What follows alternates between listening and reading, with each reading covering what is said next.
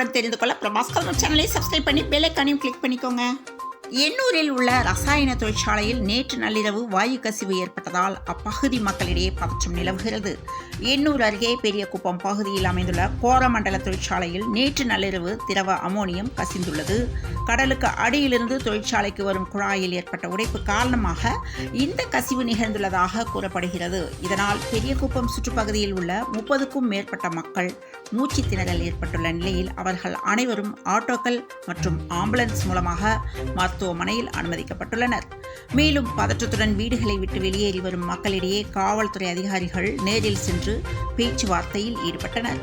தமிழ்நாடு மாசு கட்டுப்பாட்டு வாரியம் நடத்திய ஆய்வில் அமோனியம் வாயு கசிந்தது உறுதி செய்யப்பட்டுள்ளது.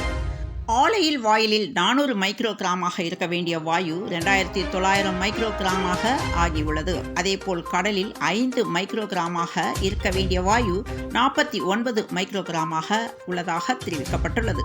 இந்த வாயு கசிவை சரி செய்யும் பணிகள் தொடங்கப்பட்டுள்ளதாகவும் தமிழ்நாடு கடல்சார் வாரியத்தின் ஒப்புதலுடன் மட்டுமே குழாயை மீண்டும் இயக்க வேண்டும் என்றும் மாசு கட்டுப்பாட்டு வாரியம் தெரிவித்துள்ளது. தொடர்ந்து இணைந்திருங்கள் பிரபாஸ் கதம்பம் செய்திகளுடன்.